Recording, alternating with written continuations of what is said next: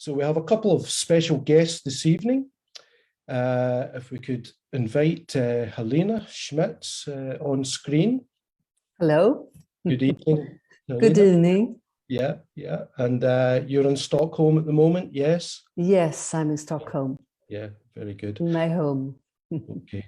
And we'll also be joined by special guest Jens Vries, publisher of Catalogue Journal. If you'd like to come on screen, Jens. Good evening.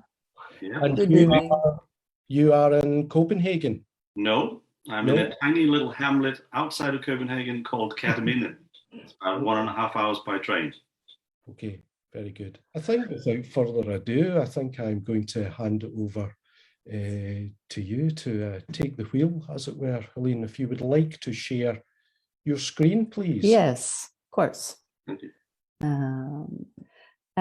So this is just the first image showing me working when I did a part of the Thinking Like a Mountain series, which all started in the woods in central Sweden after vast wildfires or forest fires in the hot summer of 2014. And I have previously also worked with different kind of invasions or transformations or kind of process between the elements and elements of nature. So I would just briefly show some works that I did before I did the Thinking Like a Mountain project. One body of work, and which also then became a book, I did in Suriname in South America. I was traveling in the footsteps of one of Linnaeus' disciples and followed his map from his trip in the 18th century. And this is a book, but I will not show images from that book because that's another story and it will take too much time. But during this trip and this visit to Suriname, I did a project, like an art project, called Sunken Gardens. I visited a butterfly farm that was run by a Dutchman. And this place, it was something with the spaces. It was like a colonization, but in miniature. What he did in these spaces was that he raised butterflies for export to Europe. Like we have a butterfly house in Stockholm. So the chrysalis, the small, they are exported, and then the butterflies will be born in Sweden. It was something about this space that I can't really explain, but that really struck me. And it was also a place where you couldn't see who was in charge, what was inside, what was outside. It was a kind of mysterious space that really interested me. So I did this project, Sunken Gardens, there, which I also later showed at Fotografiska in 2010. And this is another project I did later in 2015, because I had been interested in colonization and colonies, and also it also connects with the trip to Suriname. And then I heard about the mining and the look for diamonds in Namibia. So I went to the south part of Namibia, close to the border of South Africa, where the Germans found diamonds in the early 1900s.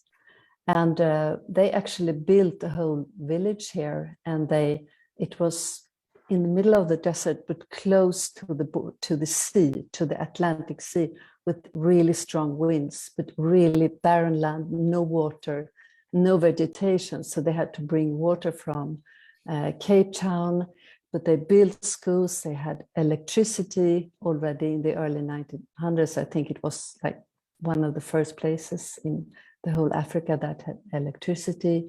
There were schools, church, and yeah, like the whole society. I had seen photographs from this before I did the project. I had seen them in artist videos. I had also seen amateur photographs, but it was just a place that I felt I really had to see it. I had to see it. I don't know if I'm going to do a project about it, but I want to go there. I want to experience this place. What happened in this area was that when the diamonds were out, it was abandoned in the 1950s. And for about 60 years, the sand has slowly been filling up those spaces. So it's like an hourglass. And you can also see how the wind has created this pattern in the sand. And this is, I don't know really what it is that interests me, but it's something with invasion, and when something transforms into something else, that has interested me in several projects. This piece is called Earthworks, and it's also obviously from the same series. Talking a little bit about techniques very briefly, but I've been working with analog photography mainly, and I've been working with a 4x5 camera and 8x10 camera. And this project I did with my 8x10 camera in United States, in Georgia and Alabama. And I had worked with botany before. I had done a project on Linnaeus, and I had also done on assignment for National Geographic a story about carnivorous plants. And then I was so interested also about invasive species. And I heard and saw photographs on CADSO, also amateur photographs mainly, but I was searching on internet, and I was really interested in this. And also the story behind this thing that happened. And it was, the story behind is that this plant was a gift from the Japanese people to the American people in the late 19th century. And people started planting it along railways to prevent erosion, also by the side of the roads. But then more and more people started to understand that it was actually killing and suffocating the trees, the shrubs, the bushes, the grass.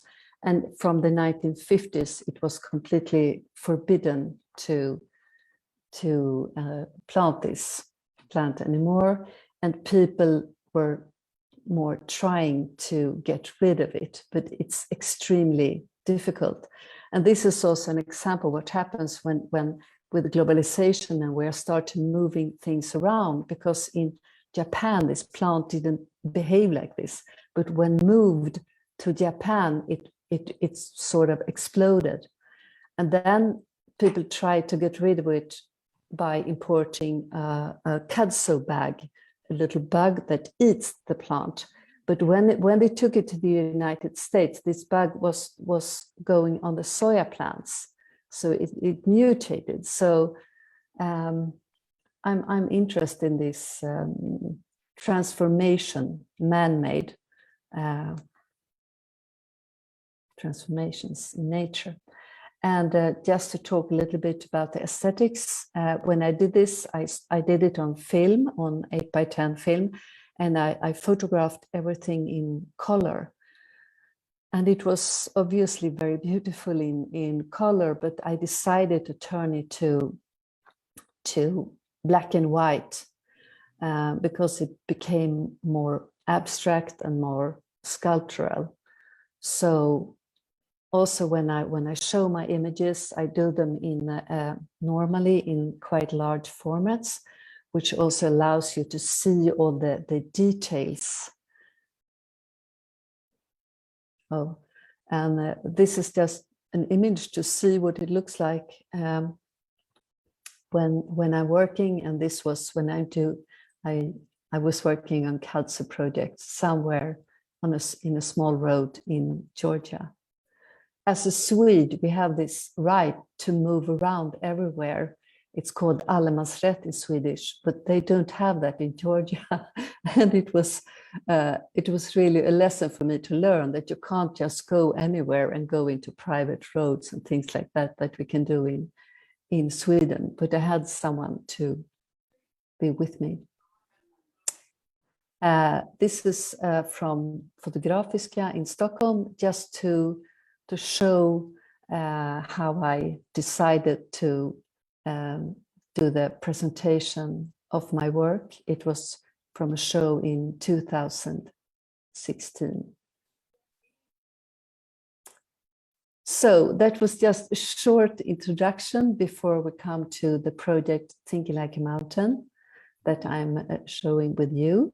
And if you have any questions so far or any remarks, I don't know, Jens, if it's something you want to. No, thank you very much for this perspective, for the line up to Thinking Like a Mountain. It all makes sense now. Highly enjoyable images, I must say. Thank you. This is the cover of the book and the first image of Thinking Like a Mountain. And Jens, you and I were briefly talking about the title of the whole project and what it comes. And the titles for me are important in my work. I mean, they're really part of the whole artistic practice. And I found this title when I read Aldo Leopold, an American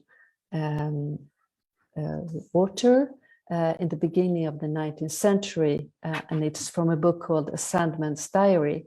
And one of the chapters was Thinking Like a Mountain. And I found that beautiful because it sort of gives back subjectivity and a voice to an element of nature. It's kind of a poetic title. So, but I liked it and I thought it was worked well with my intention of the whole exhibition. It's certainly a title that makes you puzzle when you open up the book and say, Thinking Like a Mountain. What does she mean by that? So you grabbed my attention there and grabbed anybody's attention there firsthand. Yes. In this project, Thinking Like a Mountain, which is an exhibition and a book, it's divided into sort of 4 chapters and 4 resources. And the first is hot springs. So I was in Iceland to photograph the hot springs and the pipelines, and also a huge dam construction in northeastern Ireland called Karanjukar. And this is this photograph has the title Blue Lagoon. And many people that visit Iceland go to Blue Lagoon. It's a really touristic area where people go swimming in this warm, beautifully colored water.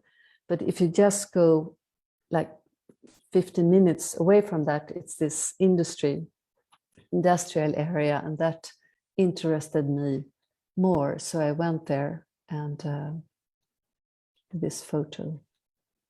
This is just what it looks like working with this 8x10. And when I do this, when I have done this project working with the 8x10 camera, I have traveled together with an assistant. So it's really a collaboration.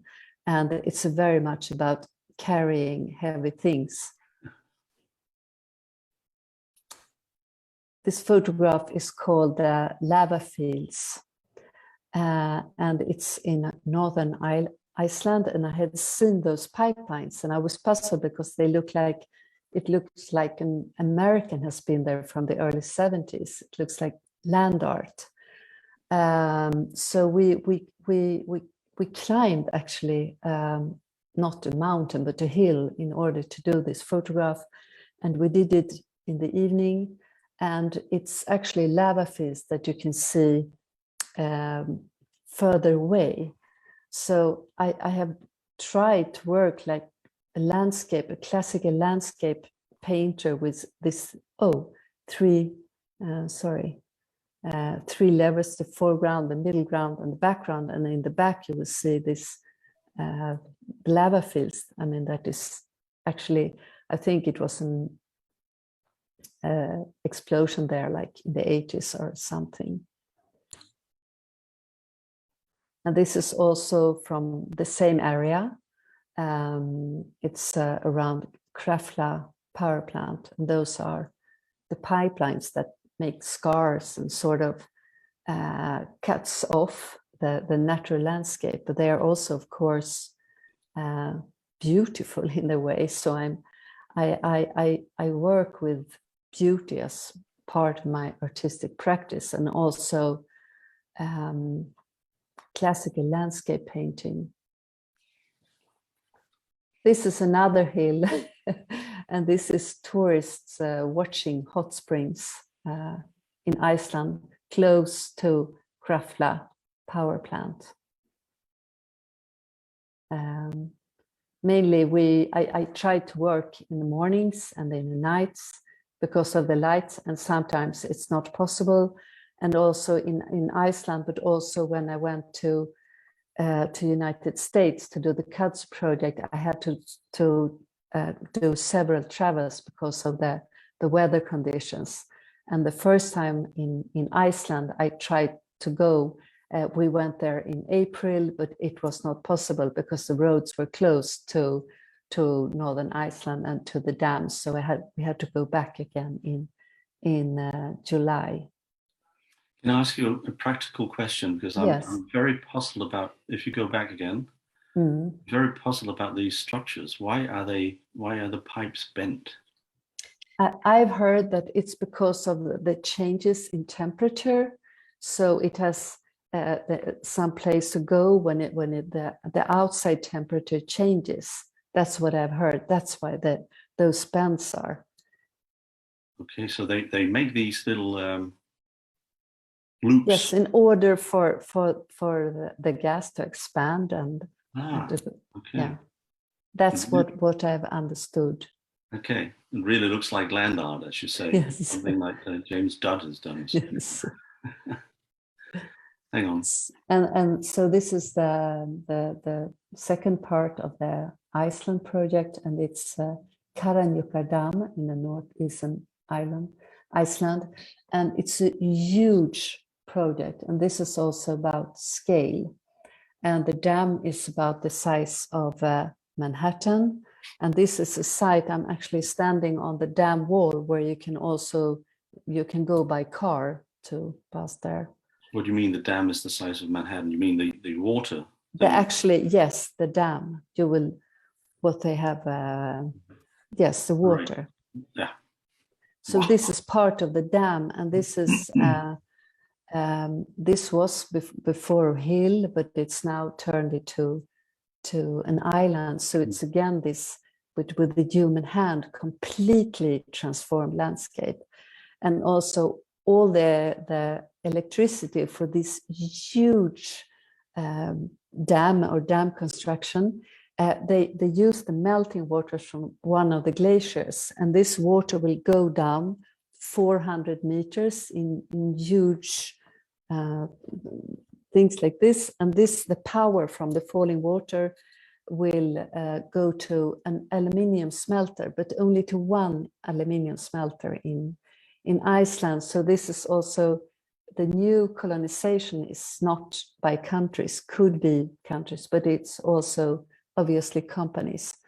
And it has been a huge debate about this dam, of course. This is the dam wall. And when I did the first photographs, I was standing on the center of this wall, and then you see part of the dam behind.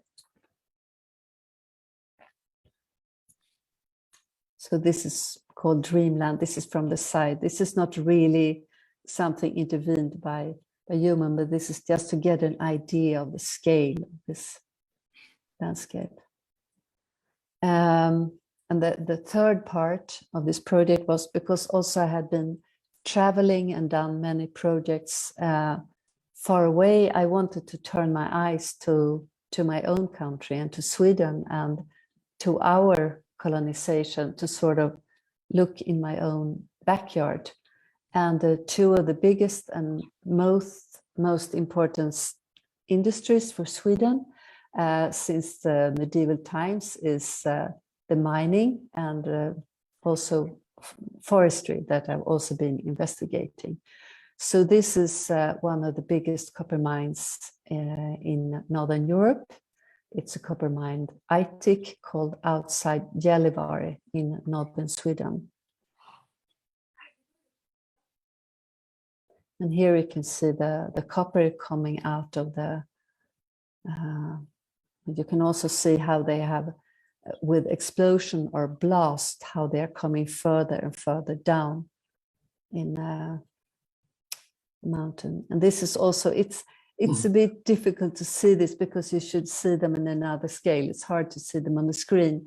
But if you look down on the left part, you will see cars, just to understand the scale and how huge this project is.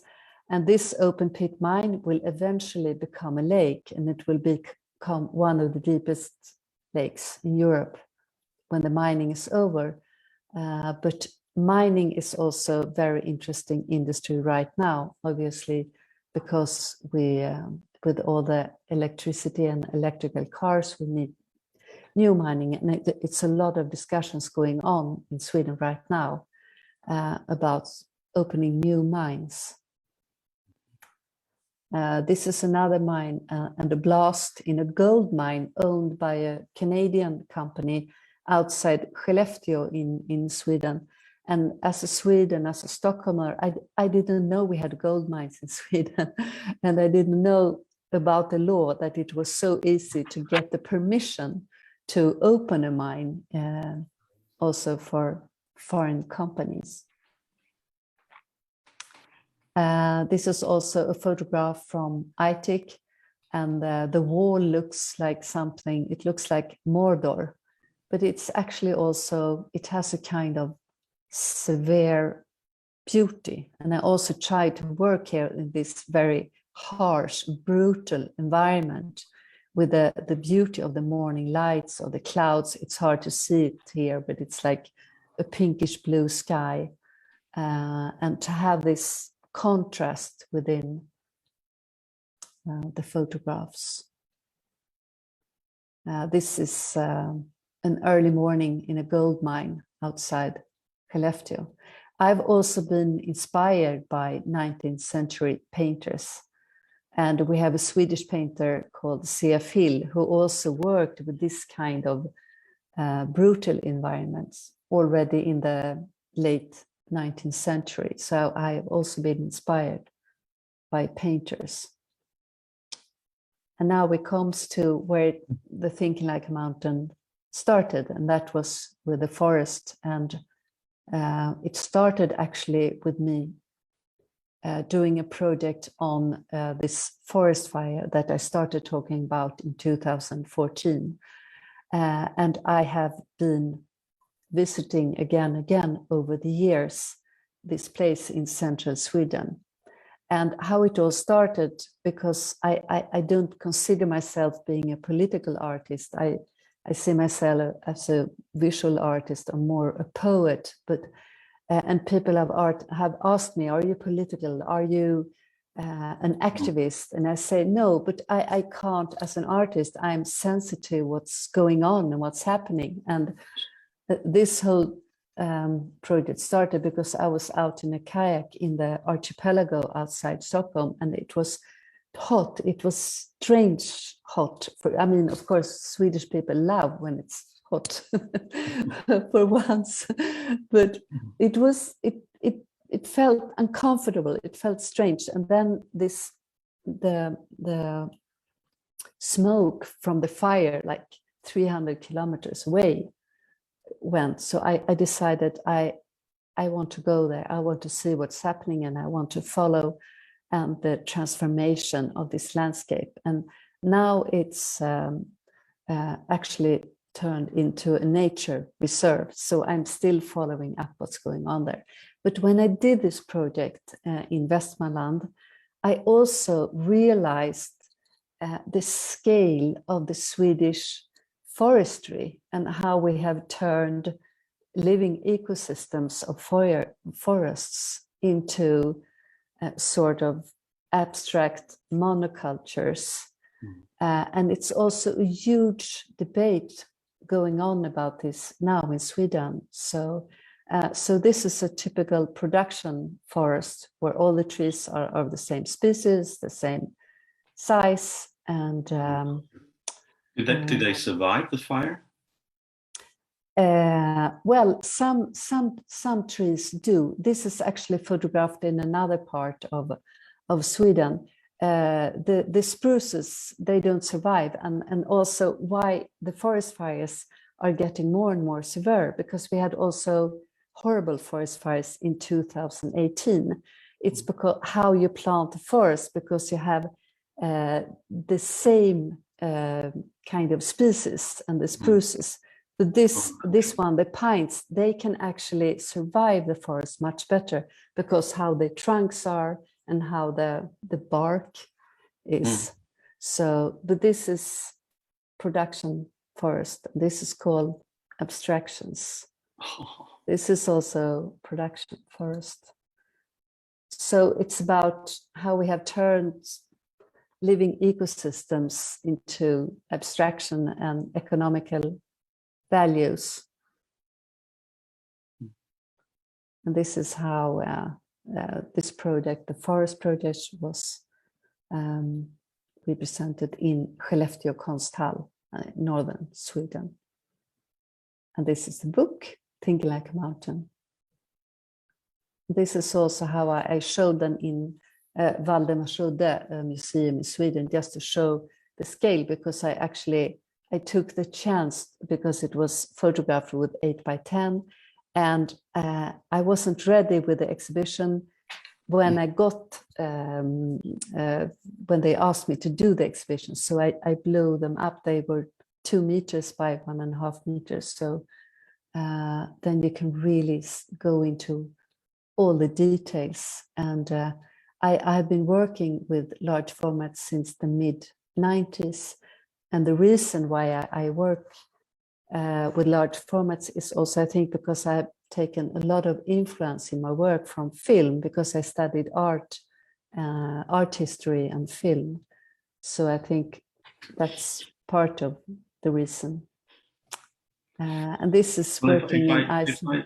If I should interject something, Helene, right now, it's because you said a keyword here yourself. You studied art history, and you many of your images relate to paintings, you say. But I feel that you're also very closely connected to some of the American photographers who's gone down in history.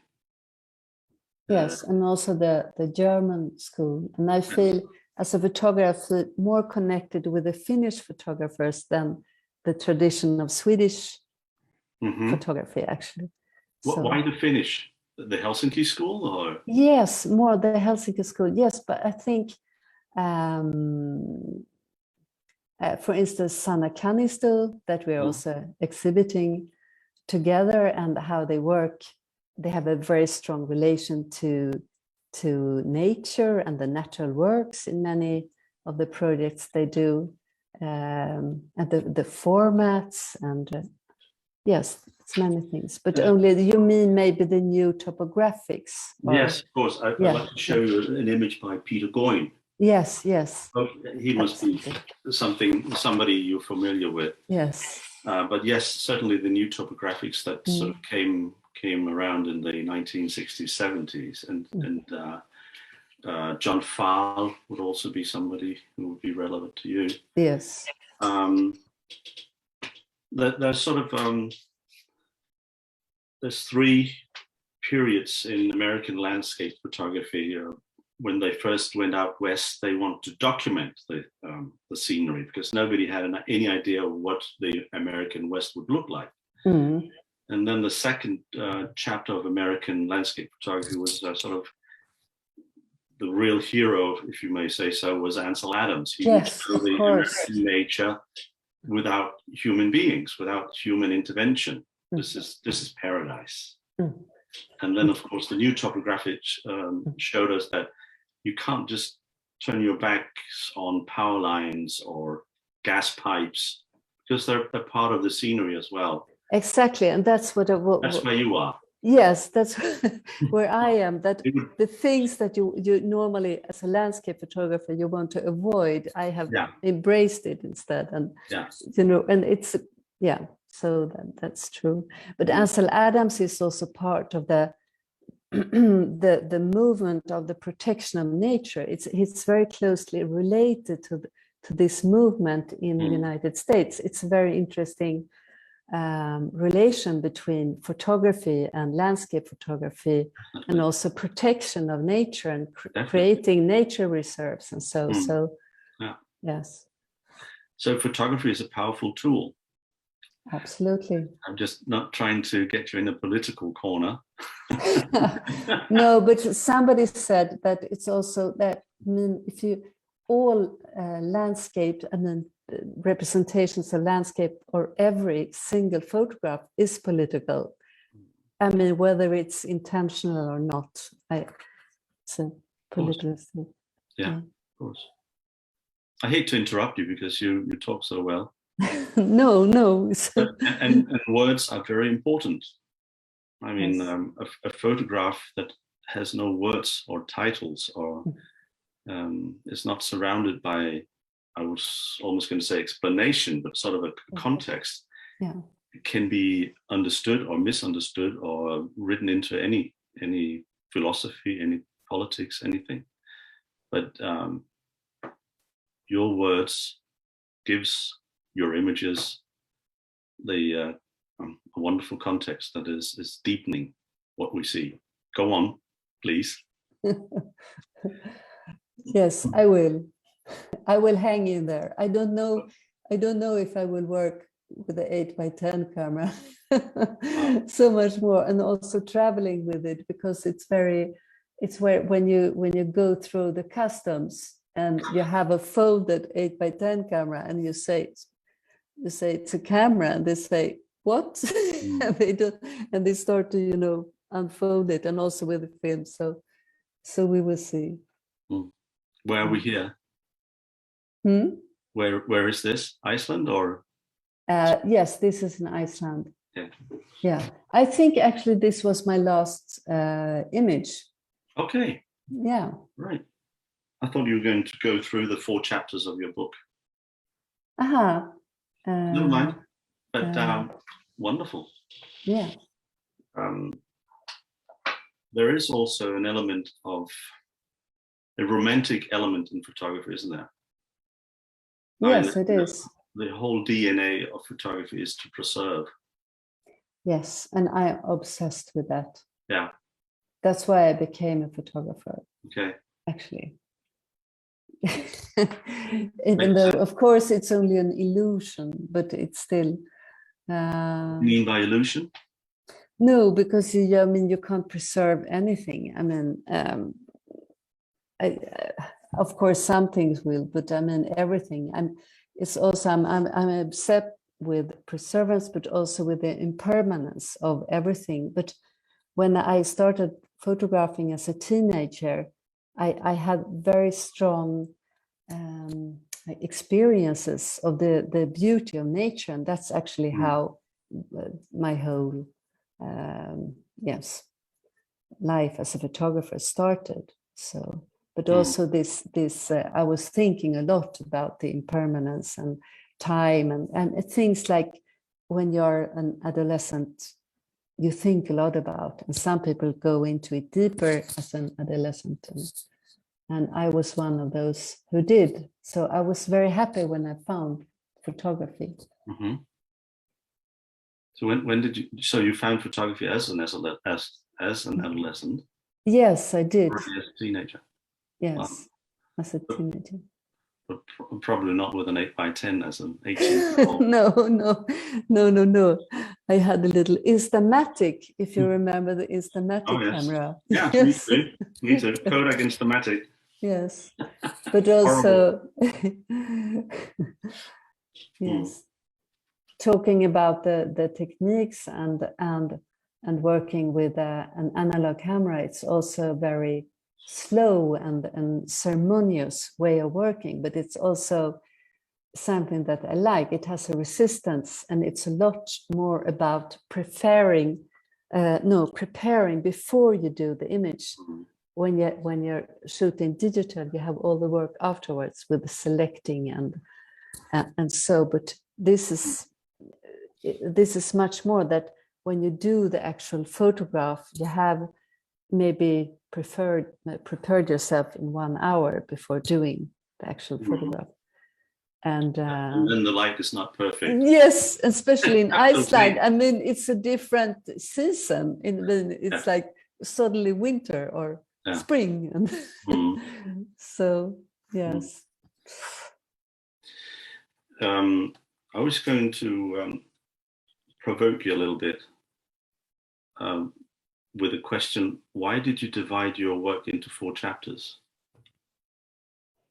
No, I can't say. I mean, that's it. It has four resources. You can say that I investigated 4 resources, if you put it that way. But then I had also, because I'm also obsessed with books, and I always do books, and I work with writers, philosophers, and authors. So they each had 1 chapter. So I had one author writing about the hot springs, and the other one about the mines, and so on. 4 perspectives. Yes, 4 perspectives. Yes, on the same subject. Yeah, because when I read the introduction chapter, I felt very much in tune with what is said there in the introduction, that it's almost impossible to fathom, but follow the audience, you follow my trail of thought here, that you have to try and remove the borders between you, the individual, and nature. You have to become part of an acceptance of that you are part of this planet. Yes. If you constantly look at yourself as an individual that can do whatever you want to do to this planet, you'll end up destroying the planet. Yes, but it's a long process. I mean, it's been going on since the Enlightenment. Yeah. Where we have sort of set also the humankind. I mean, we are what some people call the anthropocene, but the anthropocene has been going on for centuries. Yeah. Yes, so it's an ongoing struggle, and now that we are sort of the winners in this battle, we turn out to be the losers. Yes, we will probably be the losers. Yeah. Mm-hmm. I did an article in the magazine that I published called Catalog, and it was called Tatwamasi. It's mirrored now. Tatwamasi. Yeah. Which is which does mean that you have to recognize that you are what you see. You are the thing in front of you. You're part of it. You can't say that, oh, this is a tree and this is me. Of course, we do that because we have a language, and we have this human urge to compartmentalize everything, to count how many birds there are. Linnaeus, your Swedish predecessor. Yeah. Everything has. Now here in Denmark, they invented a camera that can actually record how many insects there are in a field, and also minutely find out which kind of insects there are. Yeah. But all of this is in a way silly, because all the insects are part of you, as we are part of the planet. We are all one entity, And if you don't recognize that we're all one entity, you'll end up literally sawing off the branch of your own tree. You'll not be the winner. And that's what I got out of the introduction of your book, sort of. Yes. In the introduction of my book, I let a young curator write that text, and it was very political, and it was not my words, but I'm now at this age in life, I'm also interested in losing control, because I've been a control freak. So I like very much to collaborate with other people and also with young people, and let things go maybe some ways that are not exactly what I intended, and so, but you know, to be in this process. And that's also why I like very much to work with authors and yes, to do collaborations with other people. And you're comfortable with that? Yes. You put your babies out there and somebody else will take care of them? Yes, when I was younger, I couldn't, but now I think it's interesting. Yes. Malcolm is back on the screen. Yes, yes. Sorry to intervene.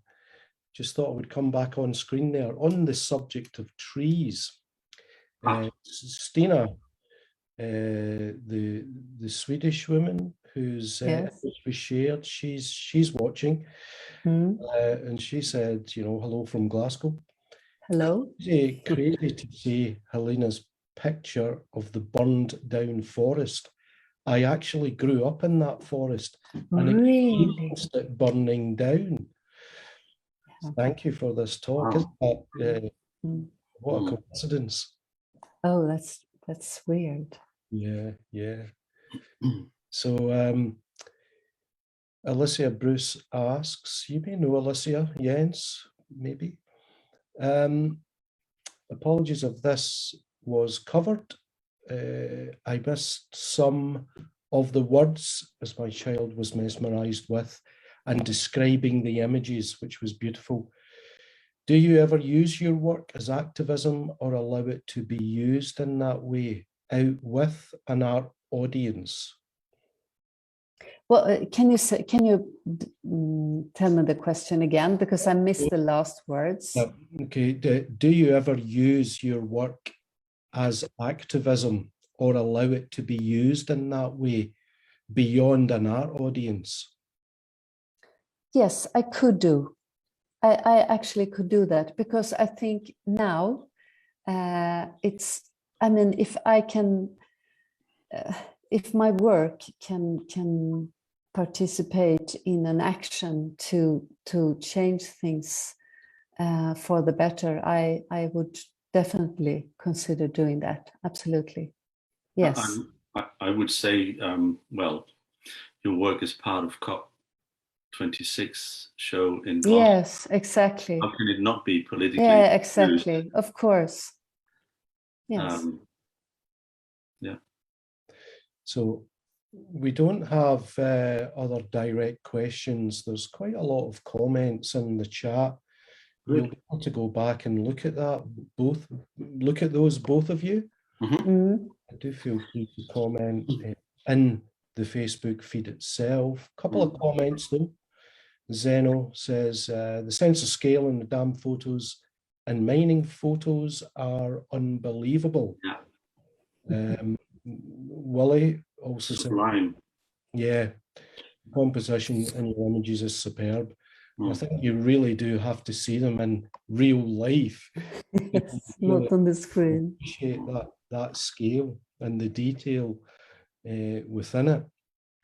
No, but one thing, but because when you asked me to do this exhibition, you asked me because of economy, but also because of the cost. I mean, to not economical costs, but I mean, to send the photographs, I mean, it would a bit contradict the whole idea of the exhibition. So you asked me if we could do the prints in Glasgow, and I wouldn't even see the prints. And normally for me, like 10 years ago, 5 years ago, I would say no to that. But now I feel that it's more important to get out the message and to participate in an exhibition like the one you did. So things have changed for me in this way. Yeah, thank you for your cooperation in that. Yes, of course. Our printers did a wonderful job with your images. And I should just add, on that note, yes, all of the works were printed from digital files sent by the artists, and we printed to their instructions, all printed on EcoBoard before being framed. So it was a first for us, as well as a little exploration of how it can be done with you know, with the less footprint, smaller footprint. That's also something I'm obviously also thinking about in my own practice. Jens, is there anything else you wanted to come in with there? No, we talked about the 3 chapters of American landscape photography. And I think one of my heroes in that department is Robert Adams. Yeah. And I think there's some, I can't quote you correctly, but I think there's somewhere in his wonderful writing as well that he says that hope is important. You can't just show ugly reportage from Minamata or from all these horrific things that we do to this planet. You have to give the viewer hope that beauty will prevail, and that there's a future for beauty as well. And I think your images certainly does that. They do that because they're at the same time makes you wonder, why is this pipe destroying this beautiful scenery, and why is this dam here and things like that. So there's a political element to that, but there's also certainly an aesthetic element to your images. Sort of there's a person with an aesthetic feeling behind the camera that lends us hope. I really thank you. But yes, because I think it's important with this doubleness in the photographs, and it's obviously a challenge to do that and then to get this. But I think it's for the young people. I think we have to give them hope. I think that's, but also the young people give hope. I think also because how they decide to live their lives and how they choose to do things maybe in another way than we have done. Because they give a damn. Yes, exactly. Yeah. I think that just sounds like a good moment to sum up now and come to a close. Yes. If that's okay with both of you. Could ask you something about catalogue, Jens, but maybe we don't have the time. How things been, no. But do look up Catalogue's website. Yes. I'll say you can get a copy of that in Street Level itself. You can order it online as well. Similarly, with Helene's book, which we have, and it's a wonderful production, something you will spend a lot of time with. And they're wonderful things, photo books, absolutely. It's a gorgeous artifact. So thanks both of you for your insights, Helene and Jens, for your commentary and questions, which has further elucidated the complexity of Helene's work. Thank you very much. Thank you so much. Yeah, just a quick thanks to the Embassy of Sweden in London, to Christina, Sophia and Pia of the Cultural Affairs Office at the Embassy, but also a thanks to Christina and the Centre of Photography in Stockholm, who kindly shared information on this talk this evening with all of their members. Thanks to the Embassy for that introduction. And thanks again, Jens, to introductions that you have made to some of the artists in this show.